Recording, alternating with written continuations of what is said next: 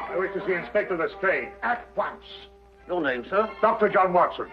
He's expecting you, sir. In a way, I believe he is. Well, I'll tell him you're here, sir.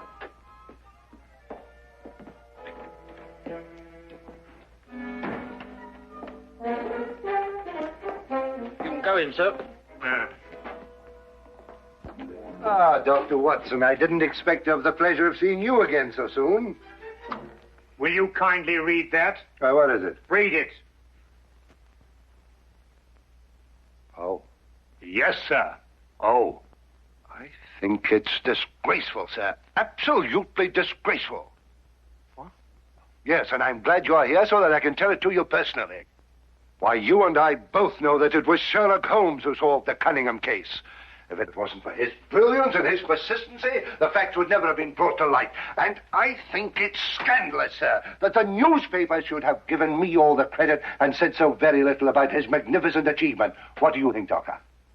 I absolutely agree with you. I'm glad you're on my side, Doctor. Why, of course. I'm so glad you take it that way. And what does Holmes think? Oh, he doesn't mind. You know, he doesn't care who gets the credit. Oh, dear old Holmes, such a modest fellow. Yes. Well, look, you must give him my kind regards. Yes. And tell him that, although I know he doesn't think anything about it, I intend to get the newspapers to get the facts straight. Well, that's very good of you, Inspector. What's Holmes doing these days? Well, the last time I saw him, he was playing about with a lot of ink smudges and talking about the prints that fingers make. No. Good old Holmes, always experimenting. Inspector Lestrade, sir. Yes, what is it? There's been a murder reported at the home of Lord Beryl. What, Lord Beryl of the Foreign Office? That's him, sir. I'll be right with you. Excuse me, Doctor. Yes, of course. Lord Beryl. This is going to be a tricky situation to handle, what with the Foreign Office and who knows what else. Yes, indeed. Can I be of any assistance? I didn't think so, Doctor. Oh, well, perhaps as a medical man. Mind you, I don't know what to expect, but I think you would be of invaluable assistance. Say no more. Here's the address, sir. Your carriage is waiting outside. Oh, thank you very much. Perhaps you'd care to acquaint Sherlock Holmes and what has happened. Well, I don't know. I don't know myself what's happened. As you said, the people involved make this case rather delicate. Perhaps a little suggestion now and then might help facilitate matters. One never knows. Yes, you're so right. Take a message to Mr. Sherlock Holmes of 221 Baker Street. 221B. Yes, of course, 221B Baker Street. Tell him what has happened and drive him to Lord Beryl's residence. Yes, sir. And tell him Dr. John Watson is already there. The flat's the first floor up. Yes, sir. Very good, sir.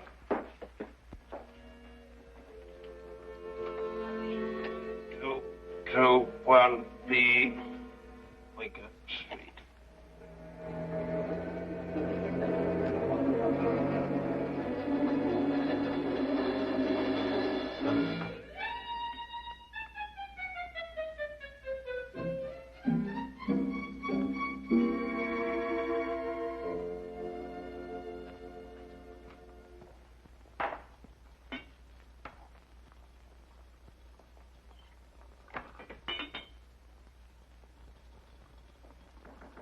Come in.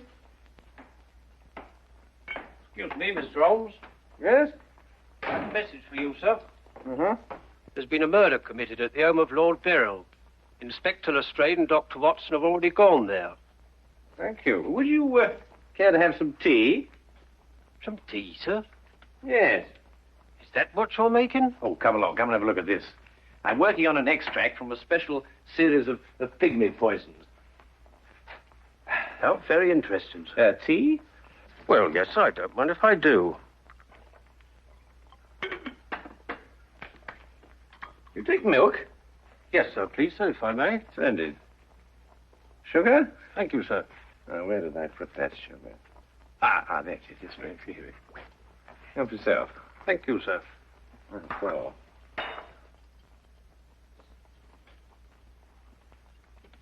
What's this you're doing here, sir? Well, I believe that certain poisons, if taken in the correct doses, can actually have beneficial rather than fatal effects. Now, that's very interesting, sir. Yes, it is, isn't it? What's all this over here, sir?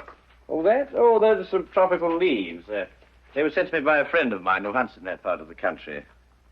The essence, you see, passes through this tube, down here and across the table, and is condensed in that retort there. And what's that stuff in the bottom there? That's lime. That acts as a catalytic agent to combine the essence of the leaves with a dark, tar-like substance, which you can see at the bottom.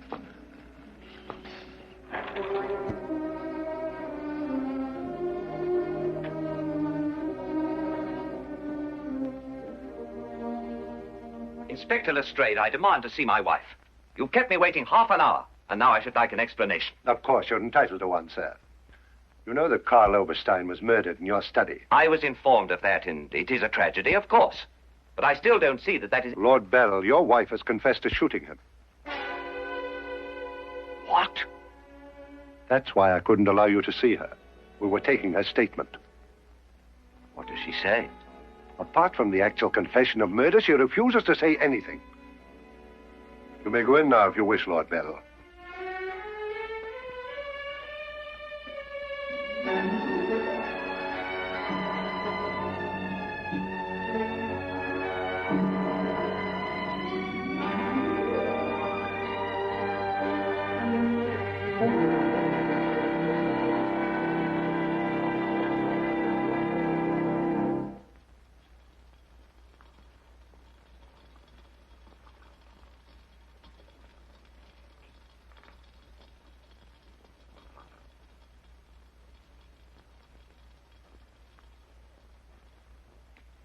What's that you're putting in now, sir? Well, it's a form of acid dye.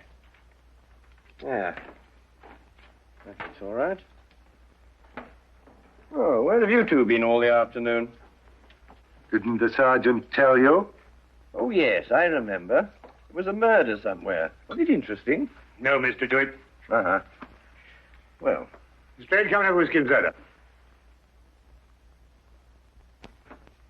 Whiskey and soda, Lestrade. I don't know. I'll be off duty in 5 minutes. Yes, I think that'd be all right. Neat for me. Well, sit down if you can find yourself a place. There you go. yes, well, I think we can leave that to Boyle for a little while now. Now, gentlemen, what's the problem? Who was murdered? A man named Karl Oberstein. Oberstein. Oh, yes, I remember. An Austrian chap. He was originally, but of course, for a number of years, he's been a freelance agent. Mm-hmm. Buying and selling anything he can get his hands on, eh? But his hands in a bit too much this time. Lady Beryl shot him. Holt Smith, 38. Oh, really? It was a nasty bit then. I examined the body before it was removed. Entire back of the head gone. Instantaneous death, of course. Did you find the bullet? No, the police surgeon will do that. It hadn't come out. Yes, and that shot in the back of the head removes any possible chance Lady Beryl may have had of claiming self-defense. You're off duty now, aren't you, Wilkins? Yes, sir. You may go home. Thank you, sir. It's been a pleasure working for you this afternoon, Mr. Holmes. Like to know how it all turns out. I'll let you know. Thank you, sir. Good afternoon, sir. I feel sorry for Lord Beryl. There'll be quite a scandal when this appears in the papers. Yes, there certainly will be.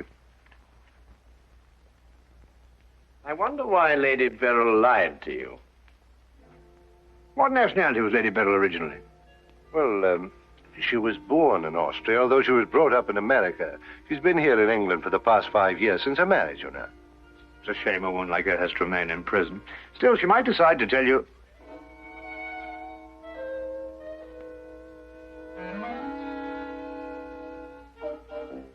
What did you say? I beg your pardon? What did you say just now? I didn't say anything. Oh, yes, you did. You said, I wonder why Lady Beryl lied to you. Oh, that. Yes, what did you mean? Nothing, except, of course, that Lady Beryl didn't shoot this chap Oberstein at all. But she confessed to it. Nonsense. She didn't shoot Oberstein because Oberstein wasn't shot. His head was bashed in with a blunt instrument. The revolver you claim was the murder weapon actually belonged to Oberstein. She found it lying by his side and pretended she'd done it in order to shield her husband. She's no more guilty than you two are. Would you hold that like a good fellow, please? Would you please repeat that? Of course, it's as plain as a... Here, would you mind holding that? Oh, well, it's not plain to me. Well, you told me that Lady Beryl confessed to shooting Oberstein. But Oberstein wasn't shot. Just because you find a man with the back of his head shattered and a gun lying by his side is no reason to assume he's been shot. Thank you. You also assumed that the bullet had lodged in Oberstein's cranium because it hadn't emerged through the front. Now, any student of elementary ballistics knows that the greatest damage to the skull is on the opposite side to which the bullet entered. The point of entry is always clean. But the gun we found was an Austrian gun, and Lady Beryl is an Austrian. Now, there's a logical bit of reasoning for you. Would you mind holding that, please? Lady Beryl saw Oberstein lying there and jumped to the same conclusion we did. Well, Lady Beryl's innocent. Then somebody else is guilty. Brilliant. We've got to get back to the premises and re-examine them for clues. You come with us, Holmes. This nonsense can wait. Nonsense? Nonsense. Nonsense? Did you say nonsense? I'll have you know, Inspector Lestrade, that if the law enforcement agencies of this country were an infinitesimal amount more advanced than ancient Neolithic man, I would not have to be doing the basic research work that will in time benefit police bureaus throughout the earth. You may have a point, Mr. Holmes. A point? The only point is human, of which there is a paucity in the halls of our defending the public. Oh, do you really think so? I certainly do think so. And I'll tell you a few other things, Inspector.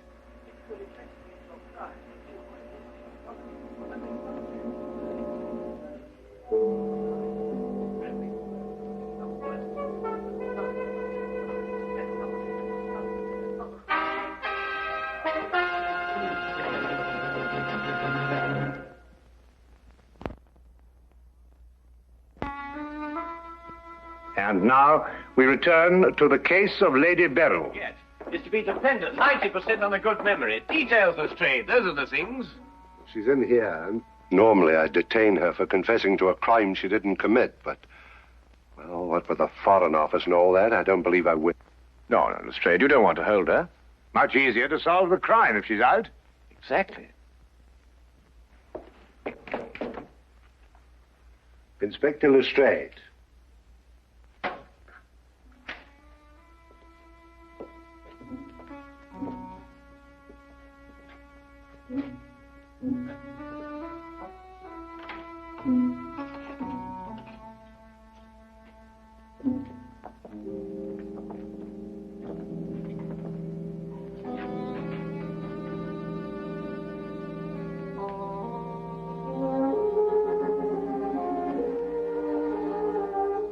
Lady Beryl, you know, of course, we're releasing you.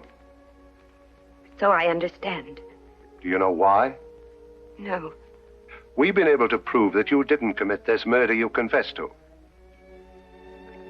I see. We would, however, like an explanation as to why you confessed to this crime.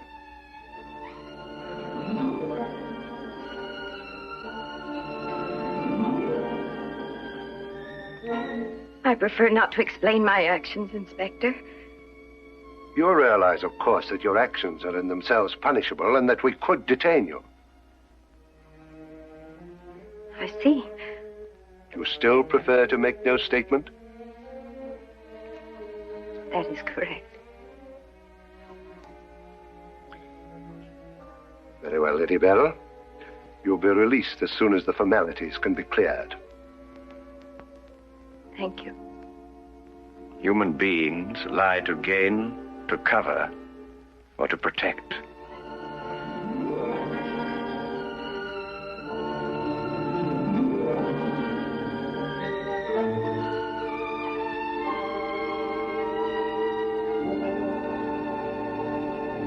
I don't know how to thank you, Mr. Holmes.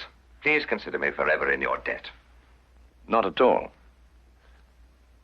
You're in the Foreign Office, aren't you, Lord Beryl? I am. Had you ever met Herr Oberstein before? I had. Exactly when? Last week. For the first time? And the last time. I see. I believe it was his habit to offer large sums of money to men in key positions for the information they may have had in their possession. I believe that was his habit, Mr. Holmes. Thank you. Oh, Lord Beryl, while your wife is on her way here, I wonder if I might look at the premises of the crime. Well, of course, of course. It happened in the study. With your permission. My house is yours, sir. Thank you.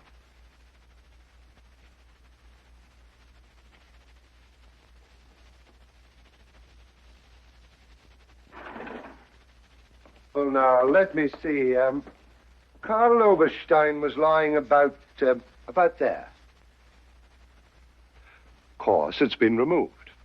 Yes, of course. I see you've cleaned everything up with your usual remarkable efficiency, Lestrade. Now, look here, Holmes. I didn't know there was going to be any mystery about this affair. Oberstein's head was here, Holmes, and his feet were there. Thank you, Watson.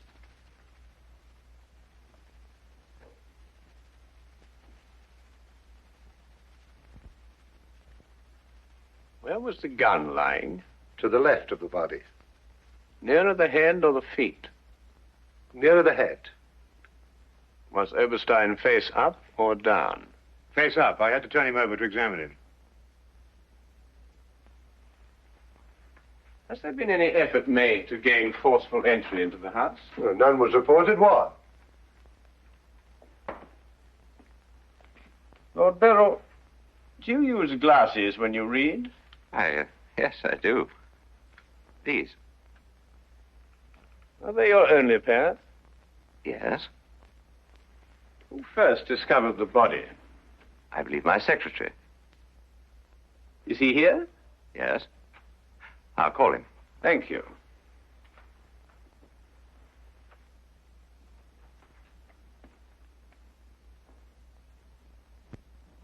Lestrade, where was Lord Beryl at the time you estimated the crime was committed? He'd been at a meeting with high government officials all day. Oh, good. Why did you ask about the glasses, Holmes? It's because Lord Beryl wears glasses when he reads. But Lady Beryl confessed to a crime she didn't commit. What? This is my secretary, Mr. Ross. You've met Inspector Lestrade and Dr. Watson. This gentleman is Mr. Sherlock Holmes. How do you do? I understand it's through your efforts that Lady Beryl was returning home. Partially through my efforts. I wonder if I could impose upon you, Mr. Ross. Of course, sir. Would you mind taking these sheets of paper and roughly outline the position in which you discovered the body? Outline it in scraps of paper. If you would be so kind. Of course. What's the purpose of that? How many men have you on the premises, Lestrade? 2 outside. Why? Good. I wonder if you'd mind taking them into the garden behind this window and making a thorough search of the premises for a radius of 30 feet. Looking for what? Anything that doesn't belong in a garden. Are you serious, Holmes? Shh. Completely.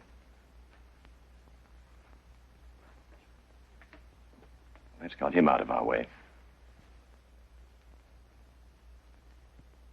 Have you examined your safe, Lord Beryl? I have, Mr. Holmes. All my papers are intact. Excellent. Does Mr. Ross have the combination to your safe? Yes? There's been no question of robbery. Of course not, Ross. One must ask these questions in an investigation. Of course. Good afternoon, Lady Beryl. Nina, my darling. How are you? I'm all right, George. Quite all right. You must rest. This experience must have been horrible for you. It's all right. It didn't last long enough to be too difficult. I don't know how, but Holmes has solved the entire thing. Has he really? Not entirely, Lady Beryl. Not yet. Do you expect to? I can only hope to. Mr. Holmes, if there's anything I can do to help. If it would not be too much of an imposition, Lady Beryl, I would like you to retake the position in which Mr. Ross discovered you when he entered the room. Mr. Holmes, my wife has had a harrowing experience. Please consider her nerves at this point. You're forgetting, Lord Beryl, that your wife confessed to a crime she didn't commit. The circumstances are somewhat exceptional. But if Lady Beryl would rather not... It's quite all right, George. Now, let me see.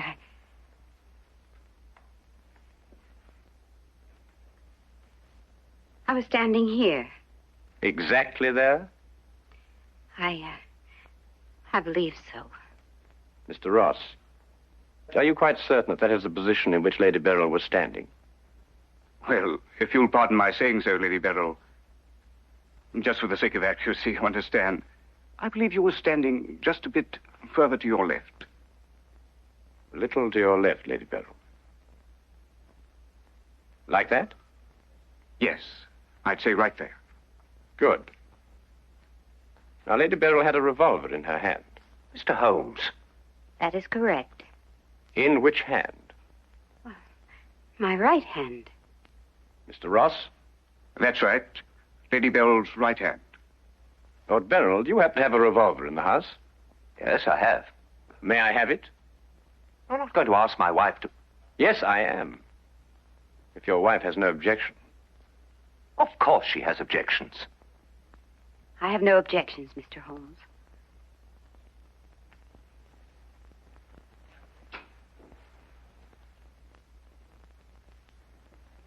Ah, excellent. A .38 caliber. Do you notice, Watson, that it's patterned very closely after the Schmidt-Holtz, the revolver in question? Lady Beryl, is that the way you held it? I believe so. Mr. Ross? Yes, it was like that. Mr. Ross, I'd like you to think very hard. A great deal depends on what you're going to say now. As far as you can remember, that was the position of Herr Oberstein's body? Yes. And where in relation to Herr Oberstein's body and Lady Beryl were the broken eyeglasses? Over there. There? Yes.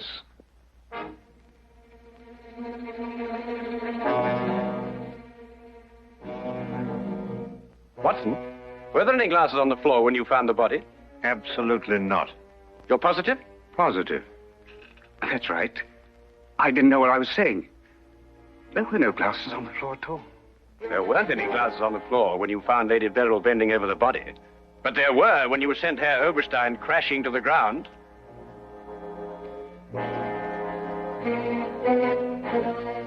Before you run, Mr. Ross, look at Lady Beryl. I don't understand this, Mr. Holmes. Oh, very simple, really. Herr Oberstein approached you with an offer to buy Foreign Office secrets. You threw him out. Then Ross contacted him, prepared to sell him the secrets. Well, there's nothing missing from the safe. Of course not. If you sold anything, you'd have been found out. Herr Oberstein came here expecting to buy. You opened the safe, showed him the papers he wanted. He put his glasses on to examine them. And then when he paid you, you smashed his skull in. He fell, breaking his glasses. His revolver dropped from his pocket. Then you replaced the papers, pocketed the money, and left. It's a lie. Why, you filthy... The unfortunate point occurred when Lady Beryl discovered the body. You read the evidence incorrectly. I thought the gun was my husband's. Similar, but not the same. And the glasses. A very common variety of frame. You gathered up the pieces, except a few fragments, and threw the frames away. Yes. Then you lied to protect your husband. Yes. Nina. Brilliant, Holmes. Absolutely brilliant. Thank you, Watson.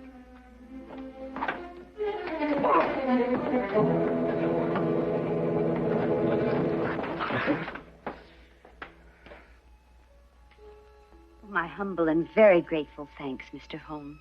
It's been a pleasure to help so brave and noble a woman.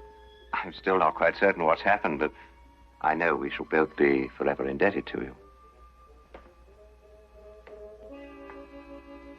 I've searched the whole garden, Holmes. Couldn't find anything but this old pair of glasses. They're broken at that. Really? Mr. Holmes has solved the entire case, Inspector. He has? How? By the little things, Lestrade. The little things that one must remember.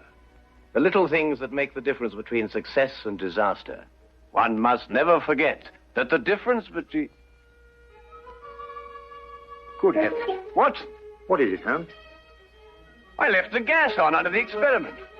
All Baker Street will be blown up. Holmes, I turned it off. Stay. Hold that. Holmes. Holmes. Holmes. Holmes. Holmes.